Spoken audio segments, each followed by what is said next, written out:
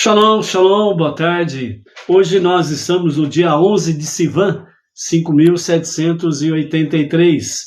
É o dia 31 de maio de 2023, último dia do mês de maio, do mês gregoriano. E no mês judaico estamos no dia 11 de Sivan. E hoje é o quarto dia da semana, quarta-feira. É o quarto dia para o Shabat. Então, nós estamos aí na nossa quarta leitura da nossa paraxá da semana.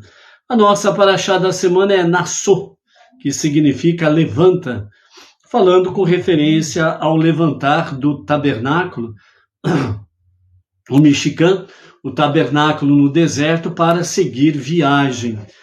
Estamos aí em Bamidbar, no deserto, e nós somos chamados a entrarmos no deserto, nesta viagem, onde temos pela frente, sem sombra de dúvidas, os animais peçonhentos, serpentes, escorpiões, temos aí animais nocivos à saúde, mas é o deserto, onde forças negativas, forças destrutivas, estão presentes.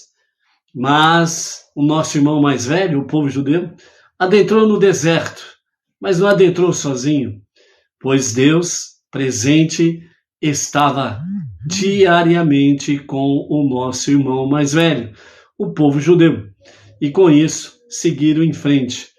Não ficaram parados, estacionados no tempo, no espaço, esperando simplesmente de braços cruzados milagres acontecerem. Mas a ordem divina sempre foi em frente, em marcha. Não pare. Vá em frente. E desta forma, agindo de forma natural, ou seja, seguindo o curso natural das vidas humanas, o povo judeu seguiu em frente. E nesta união com Deus, os milagres foram acontecendo. Então, nesse sentido é que os nossos mestres, os nossos sábios, o nosso Rebbe Menachem Mendel nos fala: se nós queremos ver milagres acontecendo, nós precisamos seguir em frente, em marcha. Não podemos ficar parados, afinal de contas, não somos postes. Não podemos ficar dormindo, porque, como diz o velho ditado, né, você não é motorista de táxi que dorme no ponto, entendeu? Com todo respeito à profissão dos nossos dignos motoristas de táxis. Mas eles conhecem, o ditado é antigo, né? Então, dentro desse sentido, amados, é exatamente para nós seguirmos em frente. Estamos num deserto abrasador, onde realmente uma das palavras em que o profeta Ezequiel, ele recebeu o dito da parte de Hashem, e dizendo: eu vos envio, eu te envio no meio de um povo de língua afiada, que nem espada, dentes afiados, né, como dentes de animais selvagens. Ou seja, eu te envio no meio de pessoas que não têm piedade, não têm compaixão. Mas é aí o nosso deserto, é aí onde que nós precisamos estar, é onde Deus quer que nós estejamos. Temos hoje a palavra do Nazir, o Nazireu, aquele que se isola, e é onde que nós temos aí a pergunta: qual é a nossa missão? É se isolar ou estar participando do deserto abrasador? Qual é a missão que você encara, que você abraçou, que você está em frente, em marcha, ou está no isolamento como Nazireu, se isolando de tudo e de todos? Vamos ver realmente os ensinamentos racídicos dentro desta expectativa, né? Para que nós possamos, de fato, sem sombra de dúvidas, estarmos aí cada vez mais cientes, cada vez mais conscientes realmente da nossa missão. Hoje é o quarto dia para o Shabat, então a nossa quarta leitura, ela está no capítulo 5 do livro Bamidbar, Números, no capítulo 5, a partir do verso 11, Vamos hoje até o capítulo 6 e o verso 27, né, da nossa quarta leitura.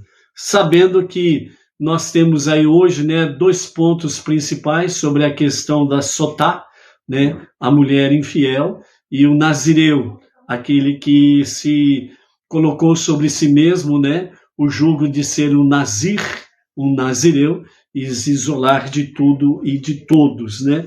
Então nós vamos ver o aprendizado que nós temos dentro desses 2 aspectos aí, né? A nossa leitura de Salmos, o dia de hoje, no dia 11 de Sivan, é do Salmo 60 até o Salmo 65.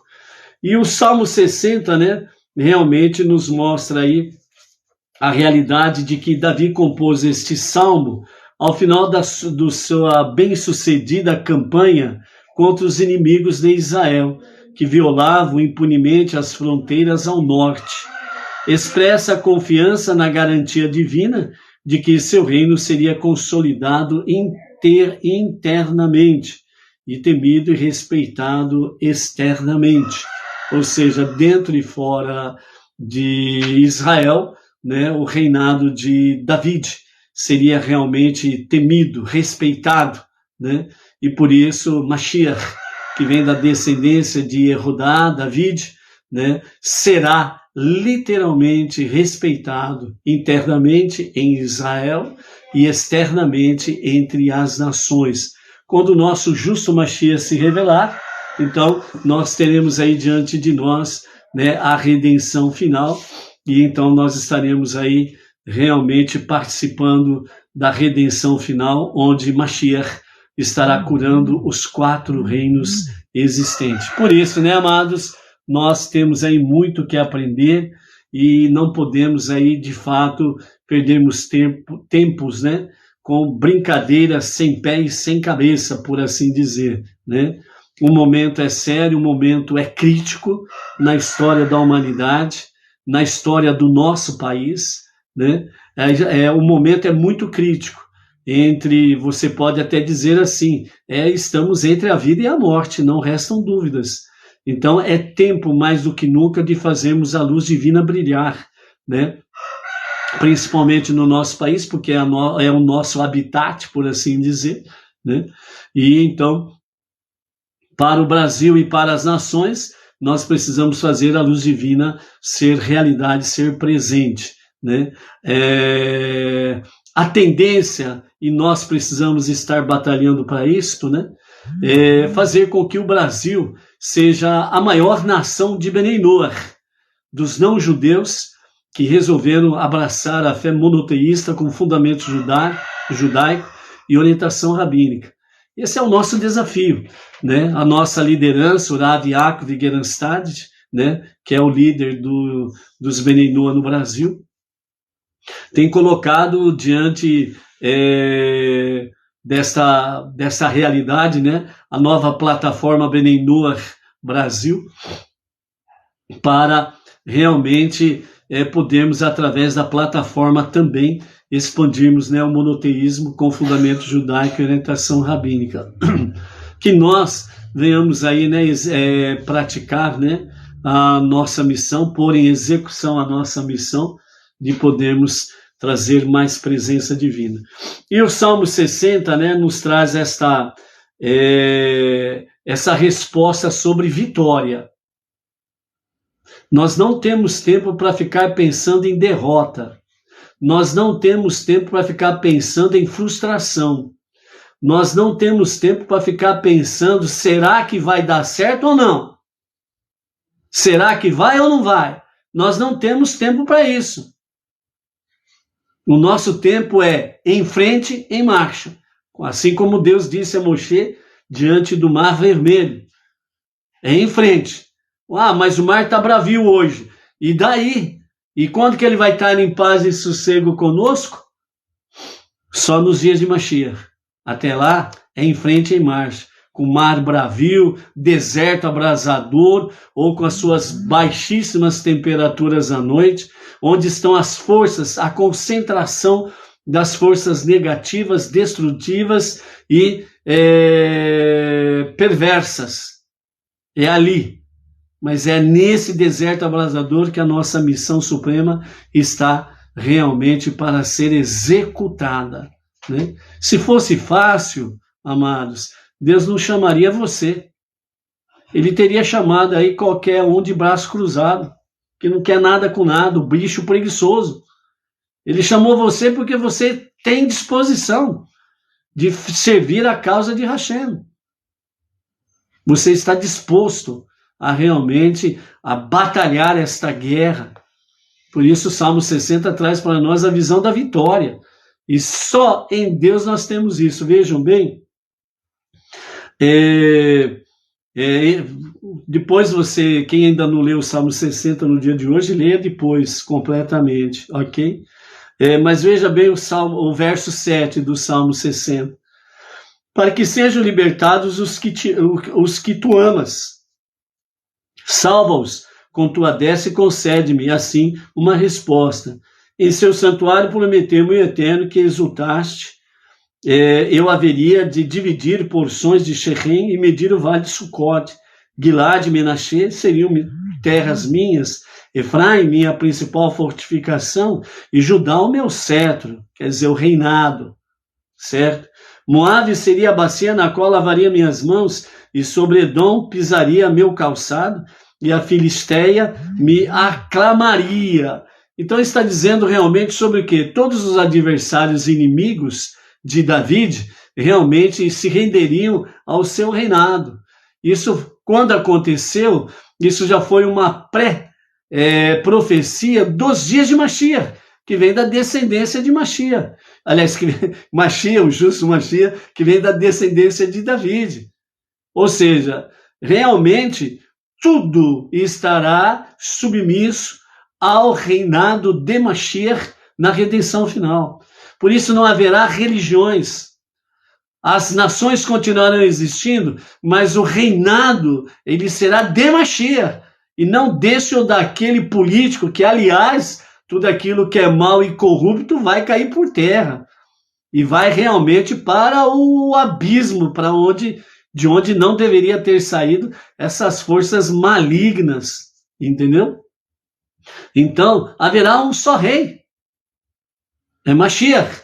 Nos dias de Mashiach, redenção final. Depois nós teremos o momento do rei Mashiach, ele entregando ao verdadeiro e único rei soberano sobre tudo e todos, que é Deus, Hashem, estará entregando o seu povo escolhido, o povo judeu, e as nações, os filhos caçulas, entregando totalmente nas mãos de Deus, porque durante o reinado de Mashiach, tanto Israel será realmente o exemplo de servir a Hashem, e as nações seguirão ombro a ombro com o povo judeu servindo a Hashem. Então, desde já, nós precisamos estar, de fato, vivenciando essa realidade. Mashiach, a qualquer momento, e a qualquer momento, agora mesmo, amém, vem amém. É por isso que nós não temos mais tempo a perder de ficar pensando, será que vai dar certo ou não? Isso vai para frente ou não vai? Nós não temos tempo a perder com essas coisas. Muito pelo contrário, a ordem é em frente, em marcha. E por isso, o verso 14 que encerra o Salmo 60 diz assim: só com o Eterno triunfaremos, pois ele destruirá nossos inimigos. Só com o Eterno triunfaremos, pois ele destruirá nossos inimigos. Se nós já temos essa certeza da parte de Hashem, você vai ficar perdendo o tempo de ficar pensando se dá ou não dá certo, vai ou não vai, vamos triunfar, não vamos triunfar, teremos ou não teremos vitórias, e etc, etc. Negativo. Dá um pontapé no pessimismo, no negativo, na negatividade. Dá um bicudo e manda para bem longe. Só com o Eterno triunfaremos. E só com o Eterno é que nós seremos vencedores sobre os nossos inimigos. É o Salmo 60. Então, amados, é tomando posse disso daí, sem sombra de dúvidas, ok? Então, por isso, qual é a nossa missão? Isolar ou participar? Vamos ver, né?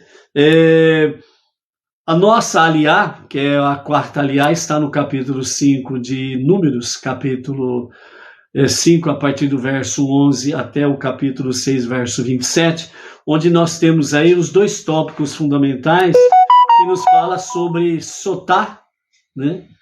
Que nos fala sobre Sotá. Deixa eu ver aqui o que aconteceu.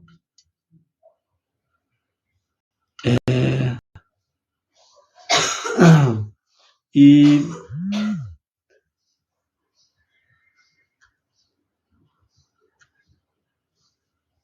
Baruch Hashem.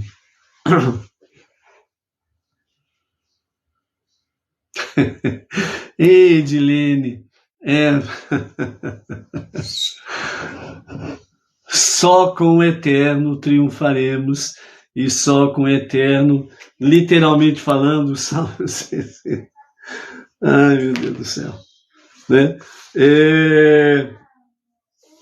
Como diz o Salmo 60, que faz parte da leitura de hoje, só com o Eterno triunfaremos, pois Ele destruirá nossos inimigos.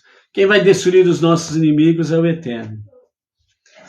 Nós só precisamos seguir em frente, seguirmos em marcha, sem sombra de dúvidas. A nossa missão é trazer luz. A nossa missão é nós resistirmos para não cedermos às trevas e àqueles que estão a serviço das trevas, né? E é por isso que é um deserto abrasador, é um deserto desafiante, né? E a promessa que vem do Eterno é essa: só com o Eterno triunfaremos, pois Ele, somente Ele destruirá os nossos inimigos, ok? Então, capítulo 5, verso 11 até o capítulo 6, verso 27, nós temos aí a questão da esposa suspeita do adultério, que é chamado de Sotá, né?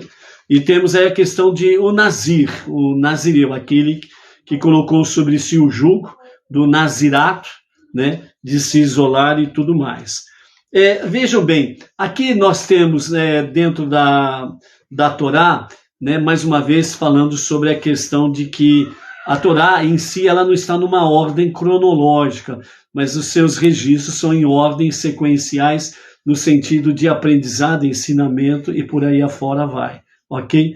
Então vejam bem, na sequência nós temos o capítulo 4, os versos 21 a 49, que nos fala sobre a nomeação e o censo dos levitas, né, em Rosh Chodesh de Iyar, certo?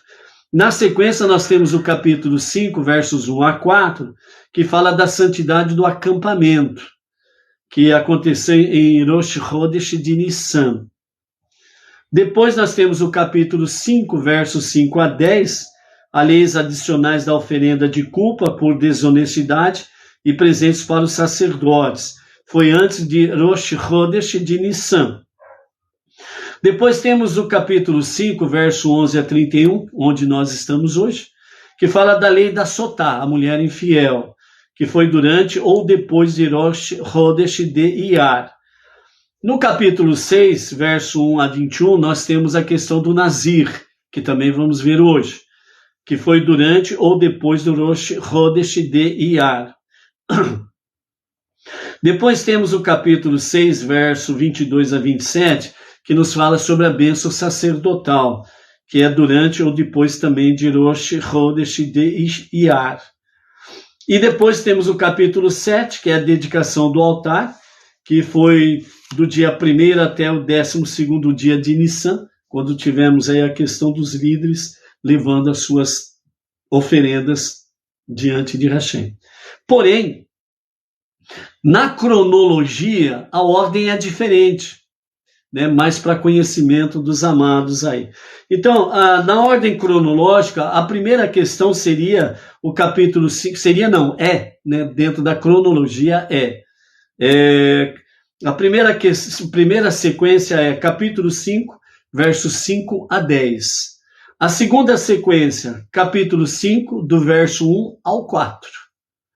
Terceira sequência seria o capítulo 7, né? É o capítulo 7 na ordem cronológica, né? A sequência de número 4, o capítulo 4, versos 21 a 49.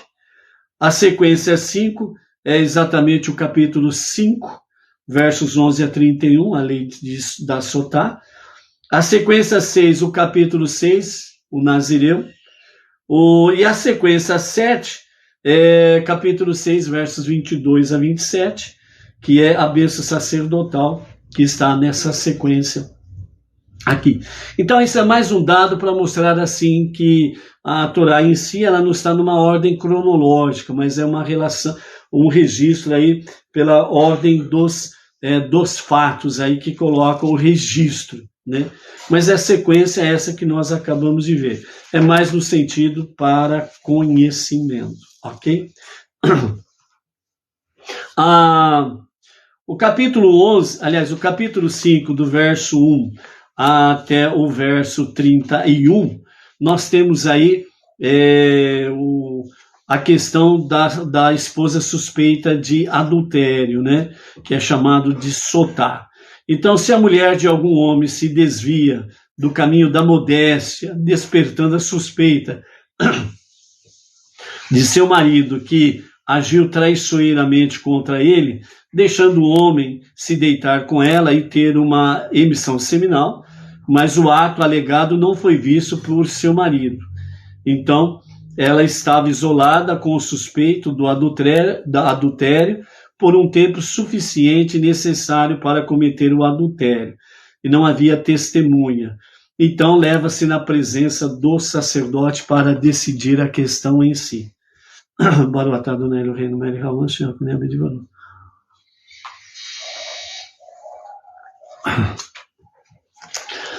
primeiramente, aqui o que nós precisamos focar, amados, desculpa aí, é a questão, né? A mulher em si, ela precisa manter a modéstia, né? Uma mulher, ela não pode ficar num ambiente isolado com um homem que não seja o seu marido. Isso não faz parte da boa conduta. É uma questão muito perigosa essa daí. E isso dá margens realmente a várias interpretações negativas e não positivas, né? Então é muito perigoso essa questão da mulher estar num lugar a sós com outro homem sem ser o seu marido, né? Então essa é uma questão aqui que é falado na lei de Sotá, sobre a questão da suspeita da mulher de adultério, ok? Então sobre isso os ensinamentos racídicos dizem o seguinte: se a mulher de algum homem se desvia, né, os nossos sábios ensinam, a pessoa não comete um pecado a não ser que ela seja tomada por um espírito de tolice, né? Então, o nosso Rebbe Menachem Mendel fala que pecar não é uma falha técnica, ela é uma afronta contra Deus. Então, a primeira coisa que nós temos que ter ciência, que o pecado é uma afronta contra Deus. É o que diz o nosso Rebbe Menachem Mendel. Não é uma falha técnica, aconteceu por acaso. Negativo, não tem nada por acaso. Principalmente nesse ponto de adultério, né? O adultério, ele não acontece assim. Ele não acontece da noite para o dia. Não é algo repentino. Isso começa a ser alimentado com pensamentos, visões, né? O olhar e pensamentos que começam a fazer com que haja um fortalecimento para a ação pecaminosa, né? Então não é de repente. De repente, esse ato não acontece, em hipótese nenhuma. Então, a não ser quando ela é tomada por espírito de tolice, né? Porque a afronta, né? O pecado é uma afronta contra Deus, é um espírito de tolice. Por mesmo que uma mulher adúltera que falha em seu autocontrole, conseguiria dominar suas tentações se não fosse por esse espírito de tolice, pois ele obscurece, encobre e esconde o amor oculto de sua alma divina, que a une com fé a Deus, a sua unidade e unicidade, né? Então o espírito de tolice, ele encontrando brechas, né, ele vai fazer com que a pessoa ela fica cega no seu amor para com Deus, estar conectado com Deus na sua unidade e na sua unicidade. Então o espírito de tolice é aquele um que diz: o que tem de mais você olhar? Não tem nada de mais. Então começa assim o espírito de tolice: não, pode olhar. Olhar não arranca pedaço de ninguém. O que tem você olhar isso, olhar aquilo? Depois que o espírito de tolice consegue enganar a pessoa, e a pessoa gosta de ser enganada, aí começam outros pensamentos mais profundos dentro da ação para pecar, né? E isso vai amadurecendo. E aí chega um momento que ele acontece, porque já está bem alimentado na própria pessoa. Porque o espírito de tolice fez ela se apartar do amor de Deus, aí afronta a Deus com o espírito de tolice e se aparta da unidade e da unicidade de Hashem. E aí acontece realmente o que não deveria acontecer. Então considere isto: mesmo confrontando a morte para evitar idolatrar uma estátua, e que Deus nos livre, né, de idolatrarmos uma estátua, sua alma não toleraria se desconectar da unicidade divina, e Deus nos livre disso, né? Então, por exemplo, se você fosse confrontado, né, vamos dizer aqui, a pessoa aqui da suspeita de adultério, se ela fosse confrontada para adorar um ídolo, ela resistiria com todas as suas forças. Deus me livre de adorar um ídolo. Mas dentro da questão do adultério, é uma coisa muito muito astuto. O espírito de tolice, ele age de forma muito astuta e audaz, né? Então ele começa com aquela questão: o que tem? Pode olhar, não arranca pedaço de ninguém.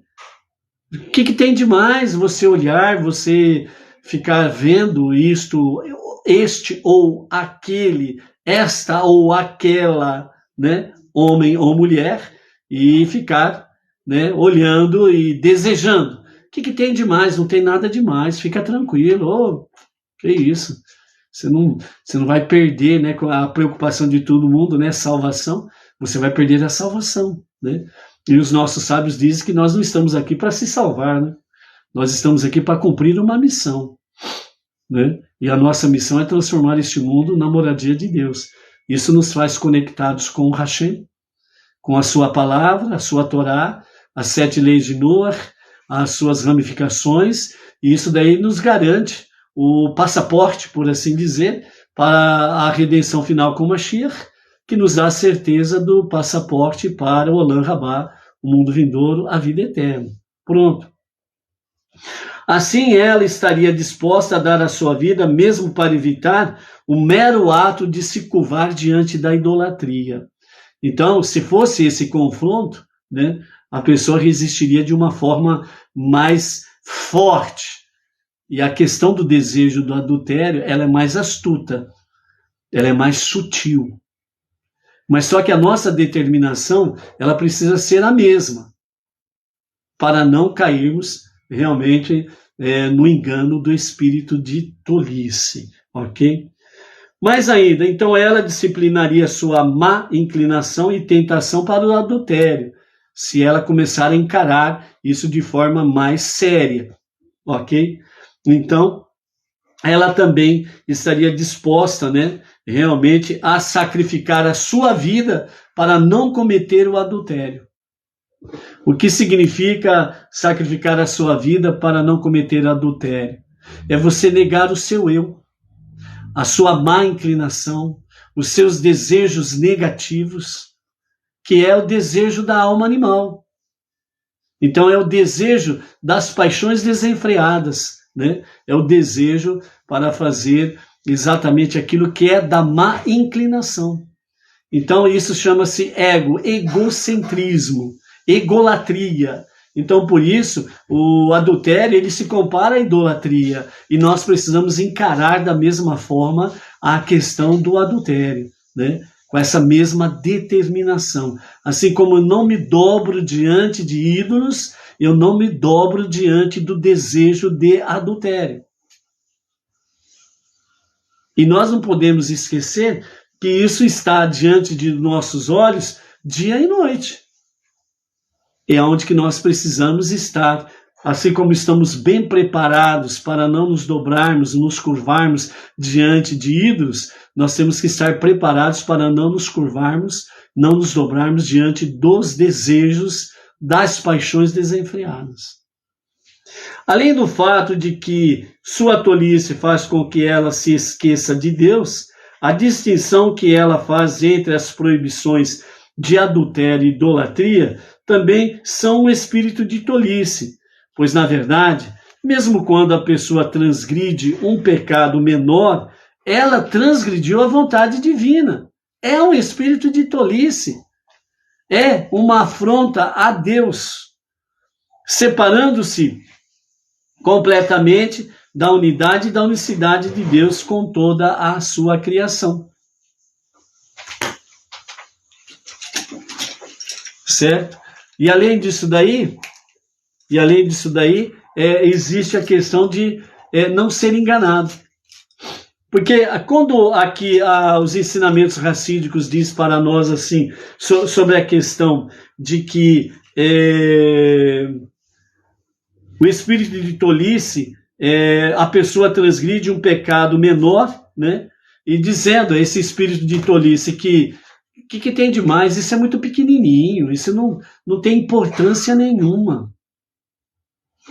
Então, o espírito de tolice, à medida que ele vai encontrando guarida no coração das pessoas, né, e as pessoas vão se deixando levar pelo espírito de tolice, porque ela está enganando a si mesma.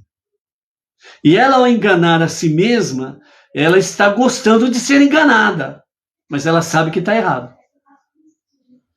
Mas o espírito de tolice, ele amortiza ou deixa insensível realmente a sua captação de que, cuidado, você poderá estar afrontando a Deus e se desconectando dele, da sua unidade e da sua unicidade. Então, cuidado com isso. Vem aquela luz amarela do alerta. Agora, se o espírito de tolice ele está dominando, a pessoa não enxerga nem a luz amarela de advertência, de atenção, de sinal de perigo, e nem vai enxergar a luz vermelha, que é pare. Vai entrar de cabeça adentro na sua situação pecaminosa, e aí realmente as coisas ficam complicadas, ok? Então, assim, a qualquer momento, a pessoa tem a habilidade e o poder de separar-se do seu espírito de tolice e esquecimento, lembrar-se e despertar seu amor pelo Deus único, que está definitivamente presente em seu coração, mesmo que de modo oculto, mas sem dúvida alguma, ele está presente em seu coração. Então, a visão que nós precisamos ter realmente o que tem de mais? Não tem importância. Tem importância sim. Nós precisamos encarar as coisas com seriedade. Por isso que aquela questão, se você conta uma piadinha hoje, amanhã você vai contar 2. Depois você vai contar 3 ou 4, seja lá o que for. Só que cada vez mais vai ser mais pesado. Vai ser mais, como diz assim, vai ser daquela linguagem simples, né? Vai se tornar uma piada pesada e suja. O elefante caiu na lama, né? Essa é simplesmente simbólica, obviamente, mas as coisas vão se complicando por aí afora, vai. Por quê? Porque o espírito de tolice, ele pega as pessoas na sua falha. E se nós não tomamos cuidado com a nossa falha, o espírito de tolice, ele coloca o rabicózinho ali naquele meio, meu filho, e aí, como diz o ditado, né, e ele roda a baiana, né? Porque fica difícil, sem sombra de dúvidas, dentro desse aspecto aí. Então, por isso, é importante nós repararmos todas as nossas veredas, certo? Toda e qualquer brecha, a gente sempre precisa estar preocupado em poder vedar qualquer brecha na nossa vida. Por isso que é uma luta diária, uma luta constante, ok? E também incluso neste amor está também o temor que não lhe permite tolerar nenhum ato que a desconectaria da unicidade e unidade de Deus com o mundo, mesmo que para que isso ela tenha que sacrificar a sua vida.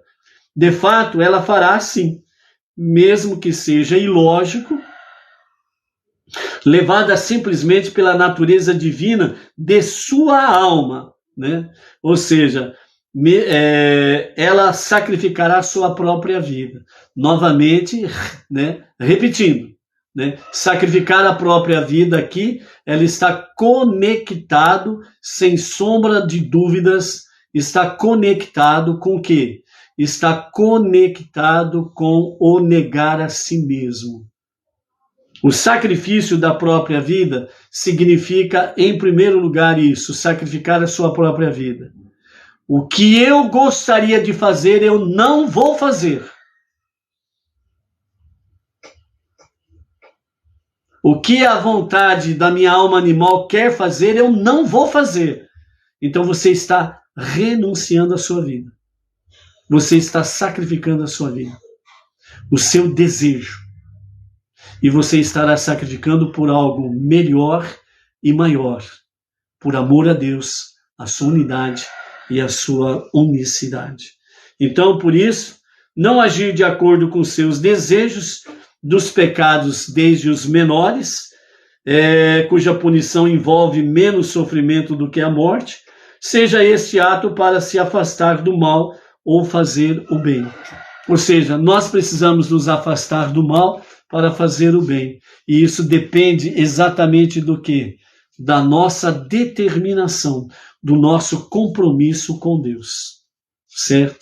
É isso que depende de nós. Então, esse é o ensinamento racídico que traz para nós, dentro dessa questão, né, da esposa suspeita de adultério.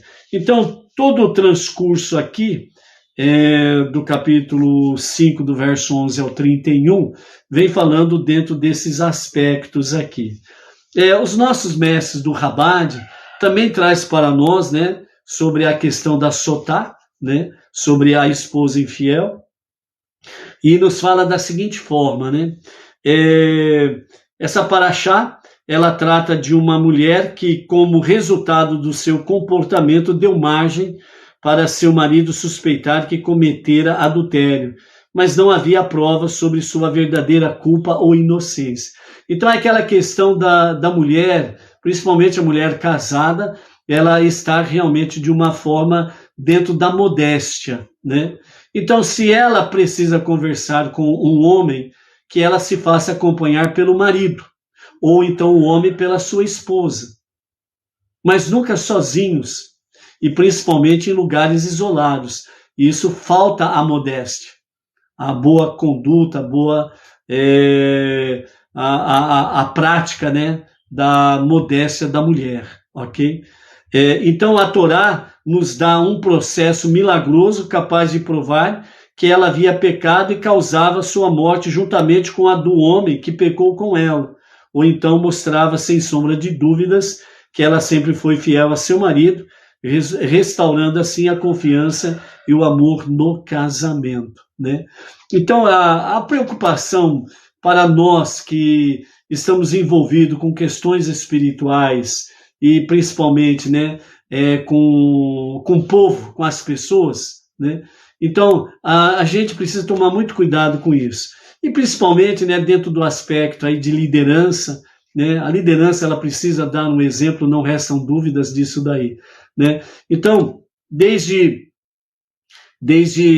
a Edna e eu, nós nos casamos, né, no dia 22 de setembro de 1979, né? Nós nos casamos. E desde então, nós nunca fizemos nada em separado um do outro dentro desse aspecto.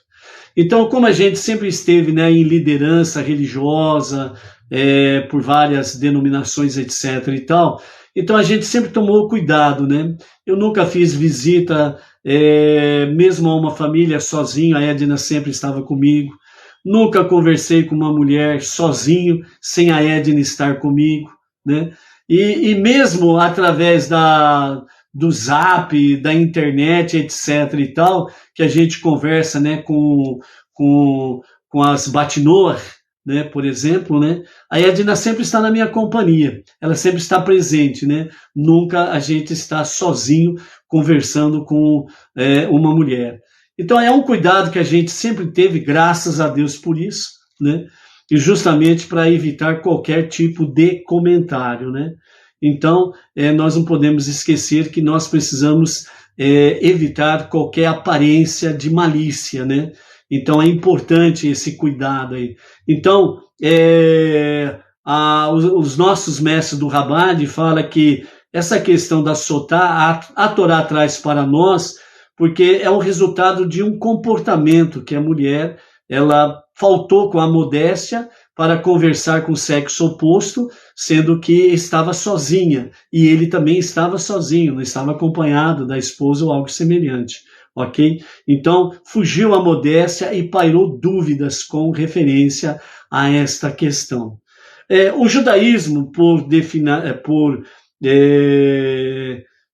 definição, né, podemos assim dizer, por definição, encara o matrimônio sobre a questão de o marido e a esposa precisam estar em confiança e amor no casamento. Então, tanto ele como ela, tanto o marido como a esposa, precisamos agir de tal forma que não deixe qualquer dúvidas. Isso está conectado com o comportamento, com o olhar. Então, nós temos que tomar cuidado com essas arestas, né? E sempre estarmos reparando essas coisas, né? Sempre aquela questão, o primeiro pensamento, o primeiro olhar, são coisas praticamente que não dá para evitar, porque as coisas estão diante dos nossos olhos, o pensamento, pá, bate aqui na cachola, mas o segundo pensamento e o segundo olhar que é importante, como que nós tratamos com essa questão, ok? Então, o relacionamento do matrimônio, além de estar firmado, né, e precisa estar firmado na confiança e o amor mútuo, também ele precisa ter um relacionamento santificado, que exige fidelidade e pureza, né? Então, são formas de um casamento bem-sucedido e feliz, ok?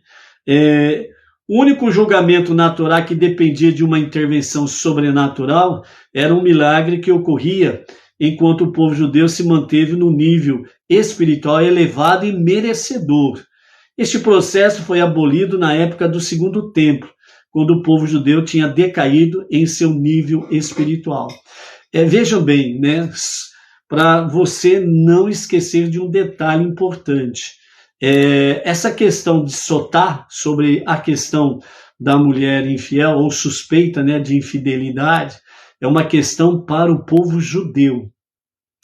É um julgamento dentro do povo judeu, porque enquanto tinha o Beit HaMikdash, os Kohanim, o Kohen Gadol, a vaca vermelha e tudo mais, então estava dentro desse aspecto. Ok? Então, esse tipo de julgamento, ele é único e exclusivo para o povo judeu, que, aliás, ele foi abolido na época do Segundo Templo, porque o nível espiritual do povo judeu caiu muito, né? E para que não houvesse um erro, né, como acontece em outra religião por aí, em outro segmento religioso por aí, só do marido suspeitar da mulher, ele tem o direito de decepar a cabeça dela, né? Então, não é por isso. E isso não está dentro da questão judaica da Torá. Então, para evitar qualquer julgamento que não fosse honroso e digno, então já na época do Segundo Templo já foi abolido isso daí, para evitar realmente um julgamento injusto por parte de um homem que queria se livrar da sua esposa. Então ele arrumaria, ela é adúltera, pronto. O nível espiritual estava muito baixo, seria condenada a mulher com suspeita de infidelidade, né? E com adultério, e aí então pronto, acabou, ele ficaria livre daquela mulher e ficaria pronto para ter uma outra mulher. Então, para evitar isso, então já foi abolido essa prática aí, né? Então, é mais dentro de um conhecimento, dentro de um aspecto que nós precisamos aprender as lições que nos são úteis para evitar realmente o quê? Um casamento desastroso, um relacionamento desastroso entre marido e esposa. Então, guardarmos realmente princípios, regras, modéstia, conduta, em que realmente o marido e a esposa possam viver com confiança, amor, fidelidade e pureza no seu casamento. Então, são lições que nós precisamos aí, sem sombra de dúvidas, estarmos aprendendo com referência a essa questão aí, ok? Também para conhecimento, ok? Essa questão da sotá, né? Que o seu sentido literal significa se desviar, né? Então a mulher suspeita de infidelidade, sotá, né? As leis de sotá, que é a lei do se desviar, ou seja, a mulher que abandonou o comportamento judaico apropriado, né? Então o que acontecia dentro desse julgamento aí? Então o Kohen, o sacerdote, ele prepara a mistura de água. Então o Kohen prepara uma água especial que a mulher teria de beber, isso iria testá-la para ver se dizia ou não a verdade. O Kohen pegava a água na bacia do tabernáculo, Kior, e a misturava com poeira do chão. Por que pegar a água do Kior, né? Que é a pia lá do Kior, né? Do tabernáculo. O Kior, ele era feito de espelhos de cobre que as mulheres judias doaram, né, na época da construção do Mishkan, que foi os espelhos de cobre que elas usavam no Egito, né, para se preparar para o momento do retorno dos maridos que retornavam da escravidão, do trabalho árduo no Egito, e eles voltavam totalmente quebrados, destruídos, a sua moral estava lá embaixo, porque eles eram muito torturados pelos egípcios, né? Devido ao trabalho de escravidão. Então eles chegavam, como diz assim, chegava na pior das piores sentimentos, né? Muito para baixo, autoestima não existia, etc. e tal. Então elas usavam os espelhos de cobre justamente para se embelezar, para receber os maridos, né? E para que eles pudessem realmente ter satisfação, alegria, prazer e júbilo de retornar para casa, junto da sua esposa, junto da sua família, né?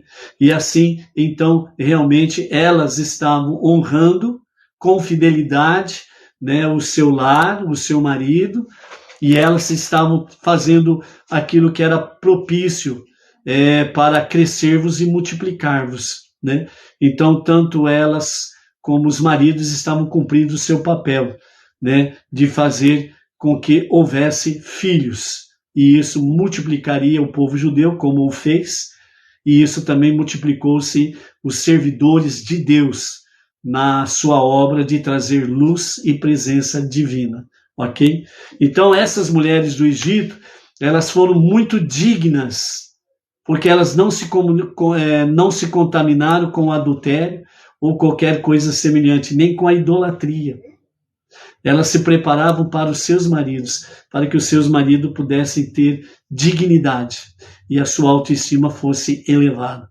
Por isso o proverbista diz: a mulher sábia, ela edifica o seu lar, ok?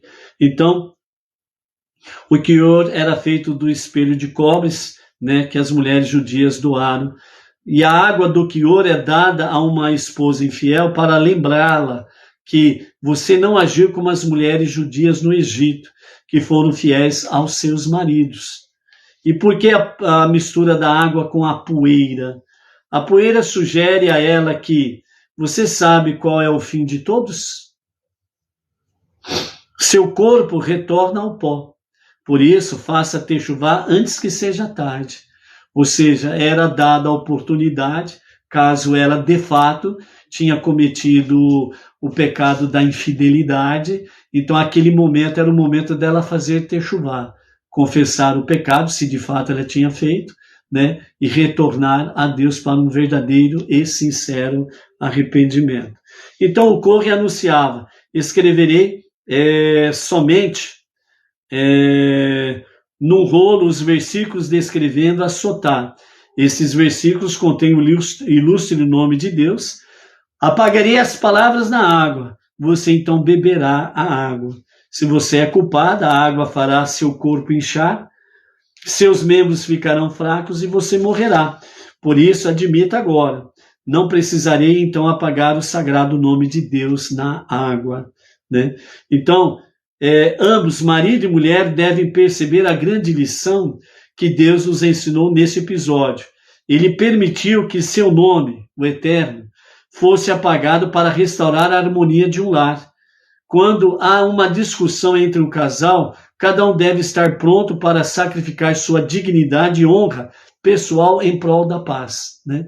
Então, aquela questão, às vezes, o marido e a esposa entram numa discussão sem pé e sem cabeça, falando para nós não judeus, Benenor, né?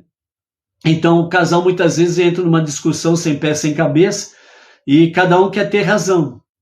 Então, o conselho realmente rabádio, o conselho judaico, é para que realmente venham sacrificar a dignidade e a honra pessoal. Ou seja, eu tenho razão, você não tem razão. Aí o marido diz isso, aí a esposa diz, não, eu que tenho razão, você que não tem razão. E fica os dois no bate-boca, isso vira uma guerra e depois pode acabar mal essa história. Então, em nome da paz, né, renuncie, sacrifique a dignidade e a honra. Alguém precisa tomar uma decisão de techuvá, ou o marido ou a esposa. Alguém precisa ser sábio nessa história. Não, tudo bem, você tem razão, você está certo, né? Então vamos parar por aqui, vamos voltar à paz, à harmonia entre nós, na família, os nossos filhos, né? Vendo um negócio desse é muito feio, né? Vamos deixar isso daí quieto aí. Você tem razão, você está certo, então tudo bem.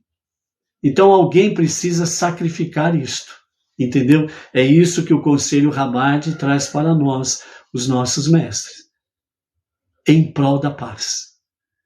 Tudo é importante fazer em prol da paz da família, do lar. Esse é o sentido aí, ok? Nós temos aí também dentro dessa questão da mulher, né? A mulher, ela, de fato, aqui no verso 18, né? Capítulo 5, verso 18. Então, o marido, né? Aliás, o sacerdote, né? Ele descobrirá a cabeça da mulher, que significa que o cabelo dela se tornará à vista de todos, né? Uma mulher casada, judia, né? Ela normalmente cobre os seus cabelos originais, ou com lenço, ou com peruca, né? E ela só descobre a sua cabeça, ou seja, ela só revela os seus cabelos originais exatamente para o seu marido. Essa é a modéstia da mulher judaica, né? A mulher, a Bat-Noa, pode fazer isso? Obviamente que sim, mas é uma decisão espontânea, voluntária, né? E precisa ser feita por amor a Hashem, né? E fazendo isso, lembre-se que ela precisa fazer continuamente, né? Então ela começa fazendo primeiro dentro do seu lar, né? Cobre a sua cabeça nos momentos de preces, né? Ela vai para a comunidade ou a sinagoga Benenor, ela começa a cobrir a sua cabeça nos momentos das reuniões. Então ela começa a criar o hábito, o costume, né?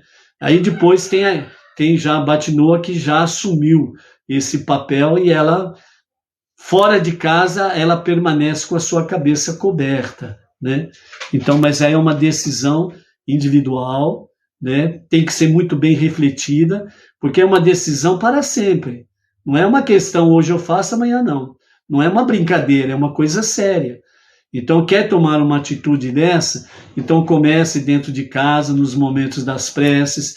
Depois, quando vai para a comunidade, onde tem as reuniões presenciais, começa a usar ali junto com as demais Batinoar, né? Então, começa a se familiarizar com este hábito, né, de o fazer. E depois, quando for tomar uma decisão de cobrir a cabeça fora de casa, literalmente, todas as vezes que sair, né? Seja por lenço ou peruca, certo? Então, ao momento de tomar essa decisão, lembre-se que é uma decisão para sempre, não é para ficar brincando, hoje sim, amanhã não, né? É uma decisão séria que precisa ser tomada, ok? Então, por isso que começa passo a passo até tomar a decisão total, né? Então, dessa forma aí, né, sobre a questão do corre descobrir a cabeça da mulher, tornar os seus cabelos revelados, né, diante de todos, né? Então, diziam a ela, uma mulher judia casada é proibida de aparecer em público com seu cabelo descoberto, segundo o Talmud Ketuvot 72a. Você se desviou dos caminhos das filhas judias, agora você parece uma gentia, né?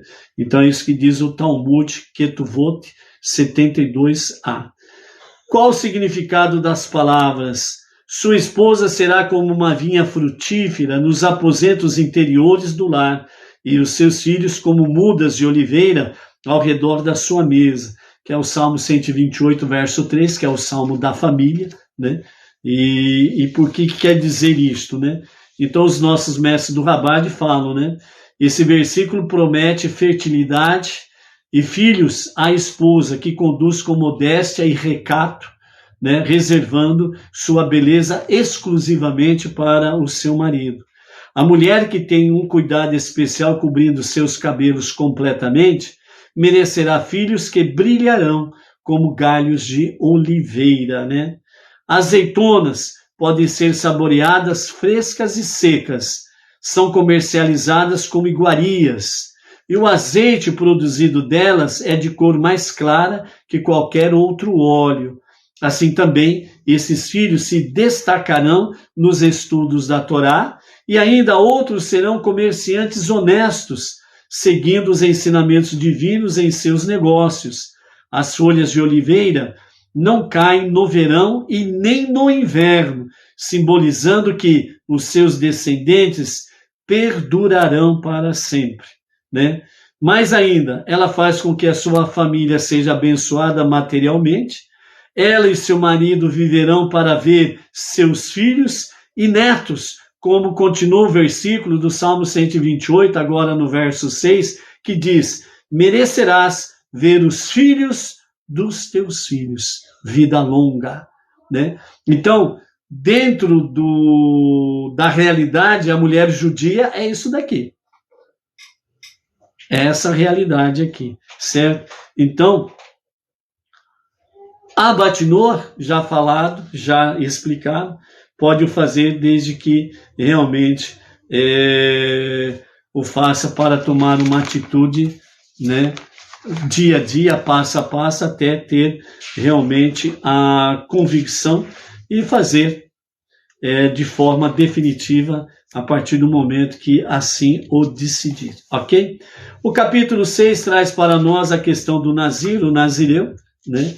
E do verso 1 até o verso 21, nós temos aí exatamente sobre a questão do Nazireu, né? O voto do Nazir. Então, o ensinamento dos nossos mestres diz, o que podemos aprender do conceito do voto de Nazir? Um voto demonstra o poder dado ao judeu por Deus, uma vez que ele é capaz de pegar algo comum e imbuir nele santidade, ligando-a a Deus. Mesmo Algo simples como não cortar o cabelo por 30 dias dá à pessoa uma santidade especial, já que esse ato foi intencionado para Deus.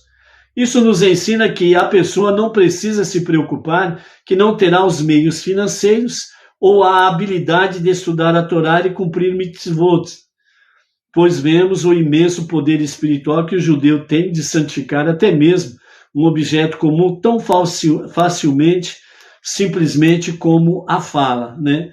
Então, é uma forma resumida sobre a questão do voto de Nazirato, ok? Então, aquele que toma a decisão do voto, né?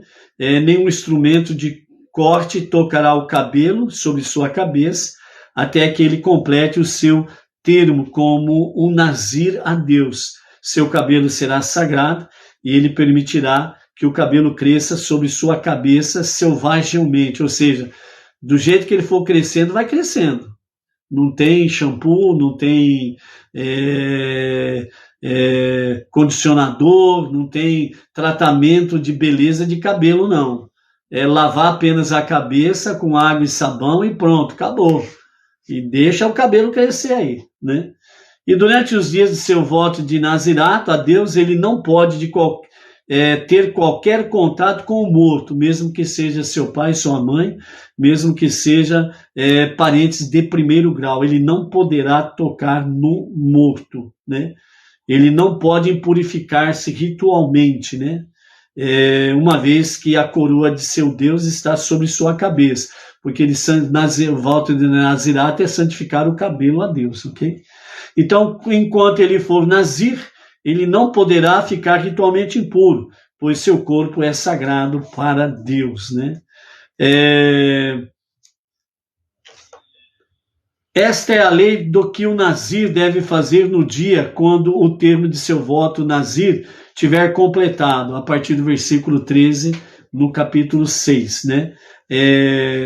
Então, veja bem, ele deve se apresentar na entrada da tenda da reunião, ele deve trazer sua oferenda para Deus, um cordeiro de um ano perfeito sem defeito, para uma oferenda queimada, uma cordeira de um ano perfeita sem defeito, para uma oferenda de pecado, um carneiro perfeito sem defeito, para uma oferenda de paz, uma cesta contendo pão não fermentado, 10 pães de farinha fina misturadas com óleo, 10 bolachas sem fermento untadas com óleo, as oferendas de farinha e libações associadas à oferenda queimada e à oferenda do pecado. E o sacerdote virá diante de Deus e preparará a oferenda de pecado. Então, dentro desse aspecto aqui, o ensinamento Rabad, né, traz para nós o seguinte: há 3 leis para tornar-se um Nazir. Lembrando que isto é para judeus, ok? Não é o Benei Noa, né? O não-judeu Benei Noa. Eu quero ser um nazireu agora, né? Você está redondamente enganado. Então, há 3 leis para ser um Nazir. Primeiro, o Nazir não pode beber vinho. Também não pode beber vinagre de vinho, suco de uvas, ou comer qualquer parte de uma uva ou subproduto como a uva passas. Se o Nazir for visto perto de um vinhedo, as outras pessoas devem adverti-lo. Não caminhe pelo vinhedo, caminhe ao redor dele. Isso ajudará a impedir que coma uma uva por engano. Segunda lei, o Nazir não pode ter seus cabelos cortados. Deus disse: como o Nazir prometeu abster-se de vinho para afastar-se do pecado, ele também não deve cortar os seus cabelos. Porque o Nazir é proibido de cortar o cabelo? Um corte de cabelo faz com que a pessoa tenha boa aparência. O Nazir deixa seu cabelo crescer longo e à vontade, selvagem, né? É só água e sabão, nada mais. Não tem shampoo, condicionador, tratamento de beleza para cabelo, não. Ok? Ele não dá importância à sua aparência. Ao invés disso, concentra-se em seu comportamento e pensamentos, né? O famoso Sansão, né, que todo mundo conhece, foi o famoso Nazireu, né? Ele só é bonito no filme. Nos filmes de Hollywood, obviamente, né? ou então nas novelas que se fazem por aí afora, vai, coloca lá um ator bonitão, né, para ser o Sansão. Eita, que beleza, né? Ser Sansão assim, qualquer um quer ser, né? Mas não é por esse lado, não, ok? Terceira lei. O nazir não pode tocar o corpo de um morto. Deus disse, aquele que cumpre as leis de um nazir, a meus olhos, é tão grandioso e sagrado como o sumo sacerdote. Por isso, assim como o sumo sacerdote, ele não pode tornar-se impuro por tocar uma pessoa morta. Não pode nem ao menos enterrar seu pai ou sua mãe. Então essas são as 3 leis do nazirato, ok? Por que alguém desejaria se tornar um nazir? Essa é uma pergunta boa, hein? Vamos lá? Essa vontade pode resultar de uma ocorrência pessoal causada pela influência prejudicial do vinho, ou devido às suas convicções que lhe seria benéfico de abster dos prazeres mundanos. Ele poderia achar também que está tão envolvido na satisfação de seus desejos físicos que não consegue se concentrar no estudo da Torá e cumprimento dos mandamentos. Somente uma decisão drástica de alterar seus hábitos que o force a se abster de entretenimento e prazeres usuais poderá transformá-lo. Ele então promete tornar-se um nazir por um determinado período, na esperança que a santidade alcançada através desse processo o elevará espiritualmente, fazendo dele uma pessoa melhor, mesmo após o término do seu voto. Um dos mais famosos Nezirim foi exatamente Shimshon, né? Sansão, como consta lá em Juízes, né? Quando alguém promete tornar-me-ei um nazir, sem especificar o tempo, ele torna-se um nazir por 30 dias. Esse é o tempo mínimo para o Nezirut. Entretanto, a pessoa pode prometer tornar-se nazir por períodos de tempos mais longos, até mesmo o resto da vida. Depende do seu voto. O que acontece a um nazir que acidentalmente torna-se impuro durante seus 30 dias de nazir, né? Por exemplo, se morre uma pessoa da sua casa, primeiro grau, ele vai e tem contato com o seu morto, então ele torna-se impuro.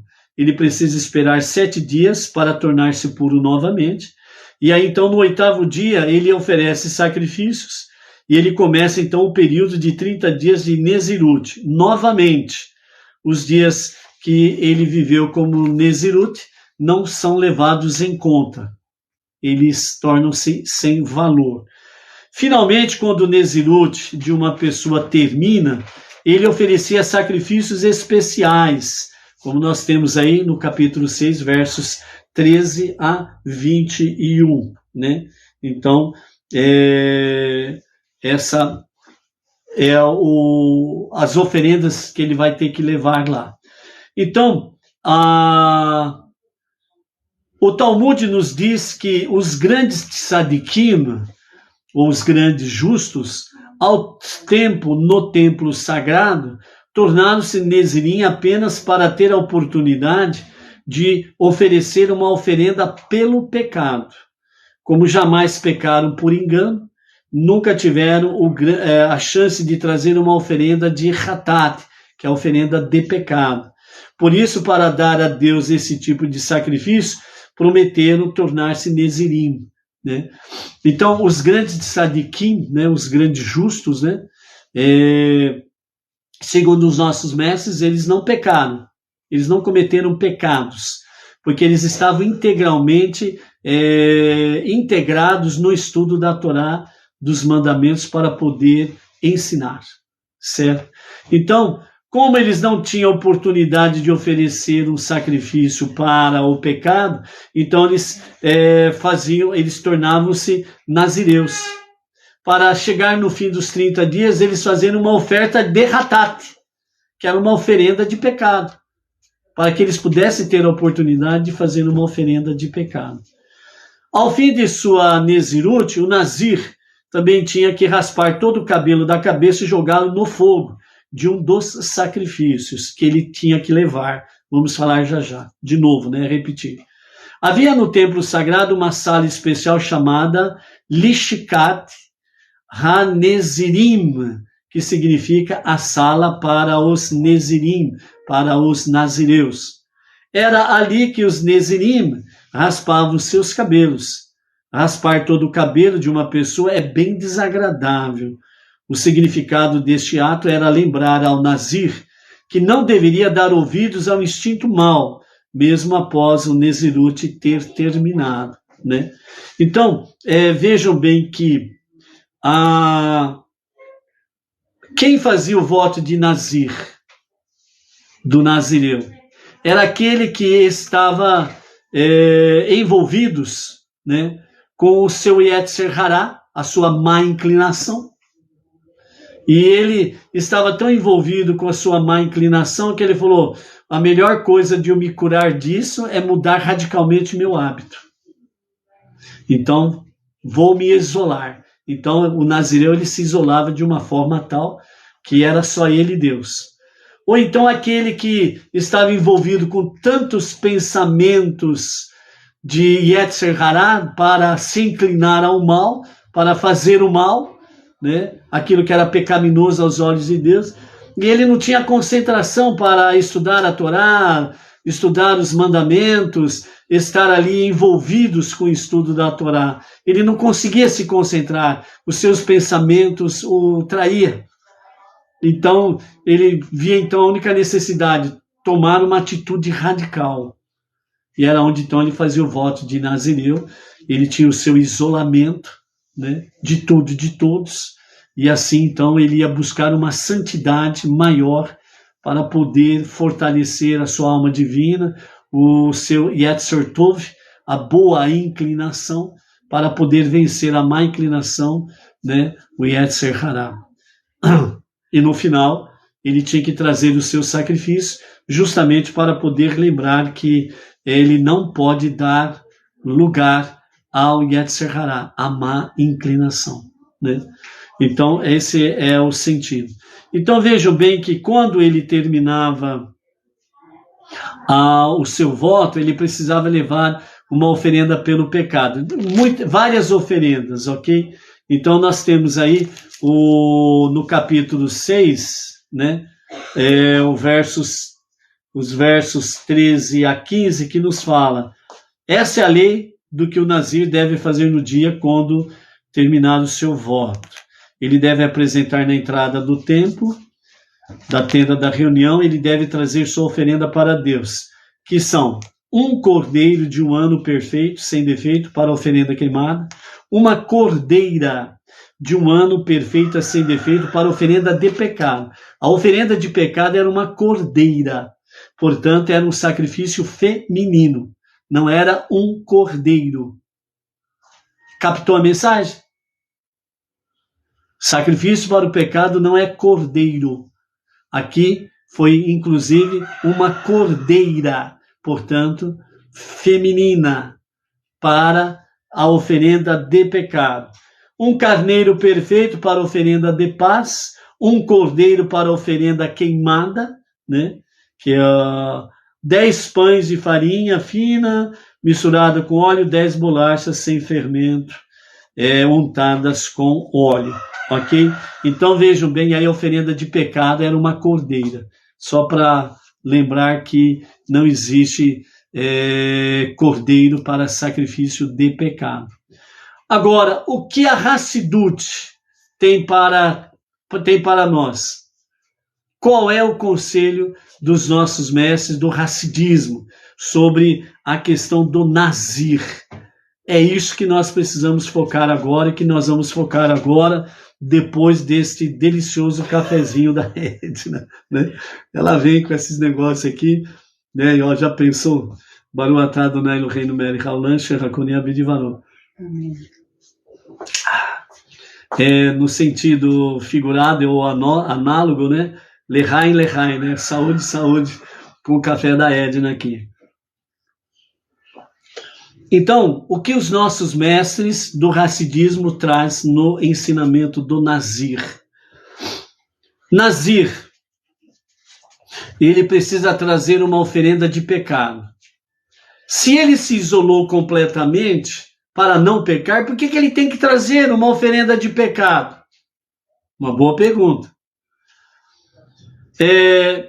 Porque, segundo os nossos mestres do hassidismo, o pecado do Nazir foi que ele impôs sobre si mais proibições do que a própria Torá pede. A Torá ela não pede para ser um nazireu.